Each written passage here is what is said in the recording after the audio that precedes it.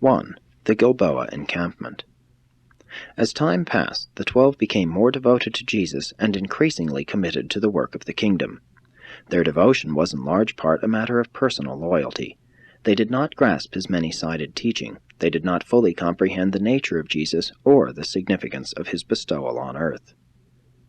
Jesus made it plain to his apostles that they were in retirement for 3 reasons. 1. To confirm their understanding of and faith in the gospel of the kingdom. 2. To allow opposition to their work in both Judea and Galilee to quiet down. 3. To await the fate of John the Baptist.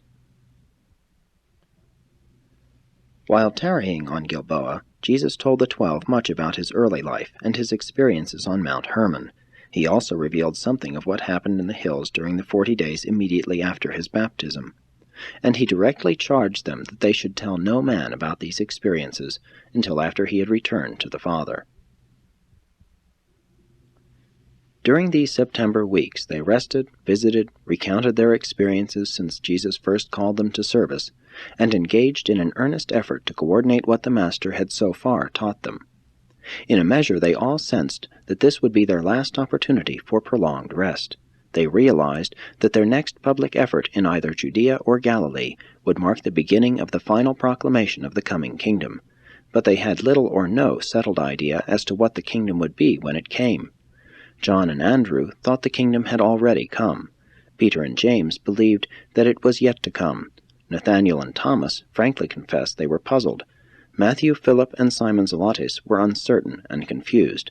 The twins were blissfully ignorant of the controversy, and Judas Iscariot was silent, non-committal. Much of this time Jesus was alone on the mountain near the camp. Occasionally he took with him Peter, James, or John, but more often he went off to pray or commune alone. Subsequent to the baptism of Jesus and the 40 days in the Perean hills, it is hardly proper to speak of these seasons of communion with his Father as prayer, nor is it consistent to speak of Jesus as worshiping, but it is altogether correct to allude to these seasons as personal communion with his Father. The central theme of the discussions throughout the entire month of September was prayer and worship. After they had discussed worship for some days, Jesus finally delivered his memorable discourse on prayer in answer to Thomas's request, "Master, teach us how to pray." John had taught his disciples a prayer for salvation in the coming kingdom. Although Jesus never forbade his followers to use John's form of prayer, the apostles very early perceived that their Master did not fully approve of the practice of uttering set and formal prayers. Nevertheless, believers constantly requested to be taught how to pray.